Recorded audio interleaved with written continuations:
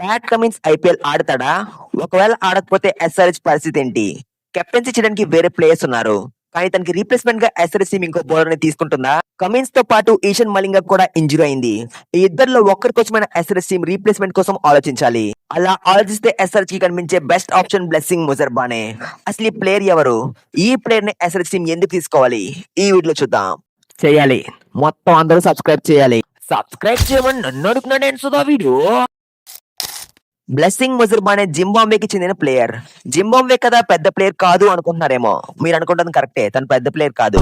పెద్ద ప్లేయర్ అయ్యే స్టేజ్ లో ఉన్నాడు. ఇలాంటి ప్లేయర్స్ రీసెంట్ గా ఎస్ఆర్హెచ్ టీం తీసుకోవడం మనం చూస్తున్నాం. చాలా మంది యంగ్ ప్లేయర్స్ ని తీసుకున్నారు. ఈ ప్లేయర్ T20 వరల్డ్ కప్ లో ఇప్పటి వరకు 6 మ్యాచ్ ఆడి 13 వికెట్స్ తీశాడు. అండ్ తన ఎకానమీ 7.8 గా ఉంది. అండ్ తన T20 వరల్డ్ కప్ లో జాయింట్ లీడింగ్ వికెట్ టేకర్ గా ఉన్నాడు. T20 వరల్డ్ కప్ లో ఒమన్ తో మ్యాచ్ లో 4 overs లో 16 రన్స్ ఇచ్చి 3 వికెట్స్ తీశాడు. ఇందులో ఒక మెయిన్ ఓవర్ ఉంది. అండ్ ఈ మ్యాచ్ లో ప్లేయర్ ఆఫ్ ద మ్యాచ్ గా ఉన్నాడు. ఆస్ట్రేలియాతో మ్యాచ్ లో అద్భుతంగా రాణించాడు.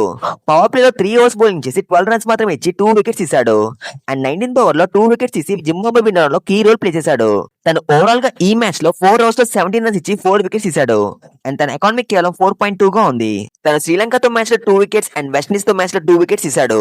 ఈ ప్లేయర్ గురించి మాజీ క్రికెటర్ అయిన మొహమ్మద్ కైఫ్ ఏమన్నారంటే, T20 వరల్డ్ కప్ తో ఐపీఎల్ ఆప్షన్ పెట్టుంటే ముజర్బానికి 20 crores ప్రైస్ వచ్చేదని చెప్పారు. ఈ స్టేట్మెంట్ లో కొంతవరకు నిజం ఉంది. ఎందుకంటే ఈసారి ఆప్షన్ లో పెద్ద ప్లేయర్స్ ఎక్కువగా లేరు. అండ్ ఫామ్ లేని ప్లేయర్స్ కి అండ్ కొత్త ప్లేయర్స్ కూడా చాలా ఎక్కువ అమౌంట్ వచ్చింది. ఎస్ఆర్హెచ్ టీమ్ కావాలంటే ఈ ప్లేయర్ ని రీప్లేస్మెంట్ గా ట్రై చేయొచ్చు. అండ్ ఇంకా చాలా మంది ప్లేయర్స్ ఉన్నారు. ఆ ప్లేయర్స్ ఎవరంటే నాకు కూడా తెలియదు.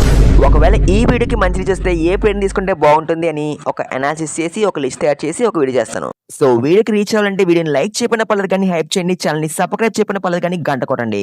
చేయాలి, మొత్తం అందరూ సబ్స్క్రైబ్ చేయాలి. సబ్స్క్రైబ్ చేయమని నన్ను అడుగుతున్నాడు ఏంటి సుధా వీడియో. ప్రతి ఛానల్ ని సబ్స్క్రైబ్ చేసి లైకులు కొట్టే వాళ్ళ కనిపిస్తున్నారా నీకు?